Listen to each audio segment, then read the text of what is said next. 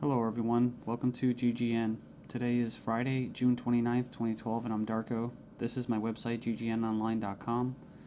There's a poll up there, you can check on it and vote how long until a drone kills the first American on American soil. So far, the majority are saying within the next year, followed by the next 2 years. You can follow GGN with your email address, also on YouTube, ddarko2012 and ddarko2013. And if you'd like to help, you can donate right there. So, and there's also a little news archive there. So, I'm ready to go here, and we're going to cover the economy. And the biggest news, of course, is Obamacare approved. It was kind of shelved for a while there, and now it's back from the dead. So, and a little bit of eugenics, because you have financial warfare, and then you have social warfare, you have eugenics, and it kind of all just is immersed, right, in the same global agenda. So it says here, Obamacare approved, IRS to force Americans to buy health insurance. It says it's a victory for Obama and a travesty for the middle class. The Supreme Court upheld Obama's health care mandate, empowers the IRS to begin to regulate America's health care by 2014.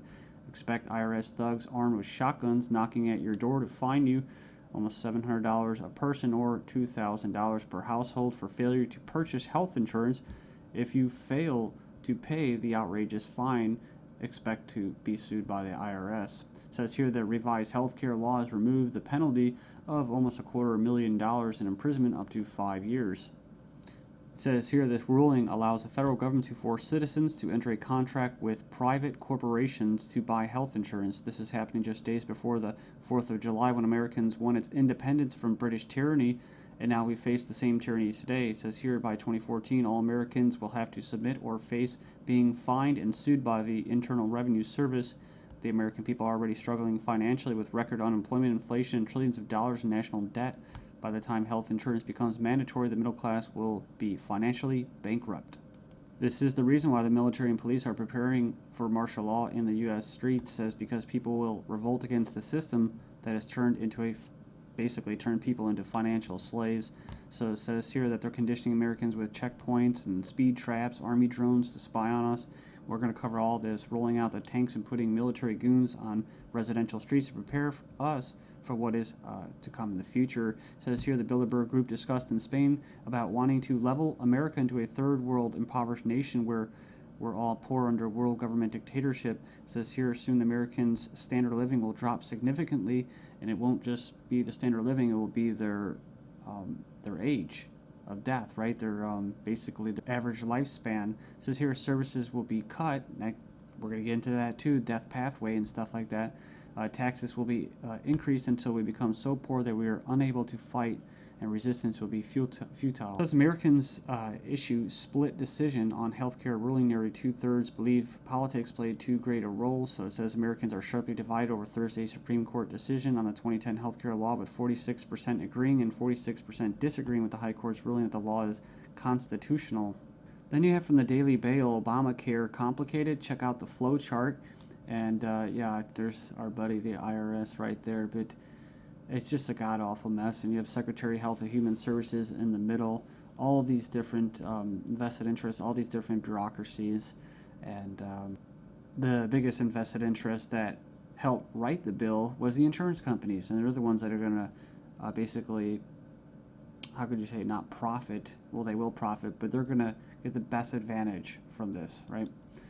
And if you would like an anarchist perspective on the whole Obamacare thing, I think Stefan Molyneux did a pretty good analysis of this. I think he held back a lot. I think he's gone over it and made his point so many times, his argument, that he was actually kind of just laid back about it. So it's kind of nice. It's 18 minutes, not too long. The truth about Obamacare, yes, it's even worse than you think. And right here in the description, he puts in there the 6 facts that he presents in his argument. So fact 1, there is no law in the U.S. anymore. Basically what he's saying is that if they could just do anything, then there's no law, right? And it's tricky because, in quote, in a stateless society, there would be what? No law. Well, there would still be common law. See, this isn't common law. This is political law. That's why you have pigs, political law enforcement, and the like that are going to be enforcing this, federal agents and that. So in other words, what he's saying is that you might as well just have no government, because right here you have a dictatorship with, quote, laws, right? They have laws that basically write in a dictatorship. So we have here Obamacare is an admission that all previous government health care programs have failed. So, and this is true. I remember the recording, about Nixon and stuff like that, getting people on Medicaid. It doesn't really matter whether it's good or not. And in fact, costs have already doubled from initial estimates, and that's usually how it works. As soon as this gets closer to fruition, oh yeah, some hidden costs. Sorry, guys. Fact 4, 70% plus of healthcare issues result from individual choice. So the thing about it, he's talking about smoking, drinking, eating basically a lot of bad food and stuff like that. You can actually help. But a lot of these people that are going to, quote, benefit from this are not going to be doing anything to help their own health, right? So it says here the inability to discriminate on pre-existing conditions is an essential driver of healthcare cost. So I think what he's saying there is it's not very free market. It says here that the fines for non-compliance are destined to rise enormously. We have 15 reasons why the Obamacare decision is a mind-blowing disaster for America. It was actually, it says here it was voted 5-4 decision to uphold the vote. And it says here, the bill, it says here the swing vote was Chief Justice John Roberts, who was appointed by George Bush, W. Bush. And not that you'd have any confidence in the judicial system as it stands, just based off past history and their track record. It says here, after the vote today, it is hard to have any faith in the U.S. Supreme Court. I guess they're saying because he was quote conservative. According to the Supreme Court, the federal government has the power to force you to buy private goods and services. And it goes on and says here that it's another step away from individual liberty, another step towards a nanny state. I hate that word. But it says here IRS is now going to be given the task of hunting down and penalizing Americans. And it says here, in fact, the Obama administration has given the IRS $500 million extra outside the normal appropriation process to help them enforce the provisions of Obamacare they're in charge of overseeing. It imposes more than 20 new taxes on the American people. And you can click the link there. If you click the title of this article, you can find it and check it out. So it says here, number 5, an attempt to control costs and promote efficiency. Obamacare limits the treatment options that doctors and patients can consider. In other words, the death pathway, right? The British system, this is likely to result in a decrease in life expectancy. That's what I was talking about in the United States in the beginning of this video. So yeah, it's going to send health insurance premiums soaring, especially for younger Americans. And, it's going to crush small businesses, as they say. And number 9, Obamacare is going to make the emerging doctor shortage in America a lot worse. So hundreds of thousands of doctors are leaving the medical profession because of this. It says here it's already forced the cancellation of dozens of doctor-owned hospitals. And it says here that the following is one example from the Alliance Defense Fund.